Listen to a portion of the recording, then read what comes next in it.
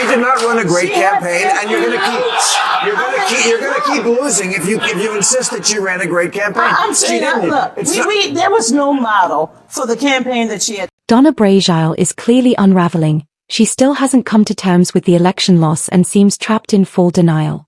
But you know how M operates. He has no tolerance for anyone twisting reality to suit their agenda. So when Donna launched into her usual spin, he called out her hypocrisy on the spot. And believe me, it wasn't pretty. The big issue, right, was immigration. And inflation, immigration. Those two are very big issues. And you asked Vice President Harris, right, why did you let all these people in for the last 4 years? She did not have an answer. I still don't know the answer. They actually could, with an executive order, shut it down as they did earlier this year. So why did they not do it 3 years earlier? And I think people felt she did not respond to that in any way.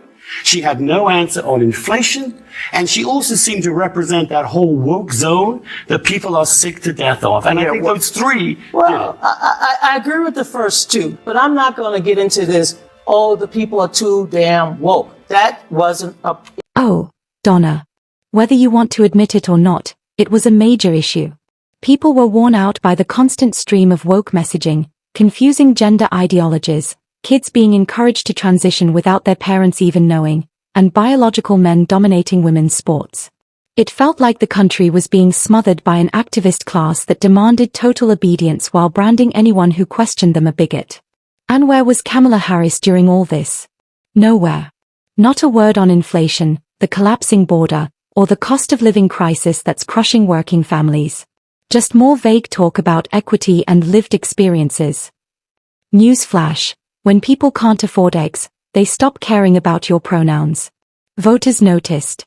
And they responded loudly at the ballot box. So when I say Donna is losing it, now you get why. I know, and that's why you're going to keep losing. I mean, On July 21st at 1:41 p.m. when Joe Biden announced that he was not going to, he was going to step down, Kamala Harris had to step up. Now, what other Democrat could have stepped up in that period of time? We're not arguing about that. All right. We're arguing the campaign she ran. They asked her what she would do differently. She said, I can't think of anything. That's terrible. How do we trust a party that was telling us with a straight face that Joe Biden could be president for 4 more years without any problem whatsoever? That's what the Democrats were telling us. It was a massive lie. We saw through it. Everyone saw through it. Did you see him this week? Could you imagine if we were just starting on the next term? Another big reason the Democrats lost, and Bill Maher nailed this, was the non-stop dishonesty coming out of the White House. It was obvious to just about everyone that Joe Biden was not in any condition to lead the most powerful country on earth. He wandered off mid-speech, tried shaking hands with invisible people, and needed cue cards just to remind him when to sit down. Still, people like Donna Brazile kept gaslighting the public, insisting he was sharp enough for another term. And if that wasn't bad enough, his backup was even worse. Kamala Harris had no plan, no vision, and when asked what she'd do differently if given the chance to lead, she fumbled through yet another one of her infamous word salads. Voters saw right through it. Harris wasn't just unready, she was clearly out of her depth. Every time she opened her mouth, it felt like watching a student trying to wing their way through an oral exam, awkward laughter, circular rambling, and a whole lot of empty talk that said absolutely nothing. And who could forget her now iconic, "The passage of time is the passage of time" moment. That line alone left Americans wondering how she made it this far, and why anyone thought she was a viable plan B. No surprise then that voters ran the other way. The Democratic message simply didn't land. And the worst part? The media, the supposed truth-tellers, were in on the whole charade. They buried stories, edited interviews, and worked overtime to polish Kamala's image.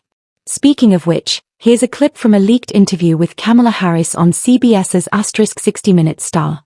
Her performance was reported. The work that we do diplomatically with the leadership of Israel is an ongoing pursuit around making clear our principles. Well, let's start with this. On this subject, the aid that we have given Israel allowed Israel to defend itself against 200 ballistic missiles that were just meant to attack the Israelis and the people of Israel.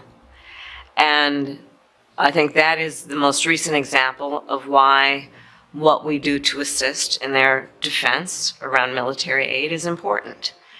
And when we think about the threat that Hamas, Hezbollah presents, Iran, I think that it is without any question our imperative to do what we can to allow Israel to defend itself against those kinds of attacks. Now, the work that we do diplomatically with the leadership of Israel is an ongoing pursuit around making clear our principles, which include the need for humanitarian aid, the need for this war to end, the need for a deal to be done which would release the hostages and create a ceasefire.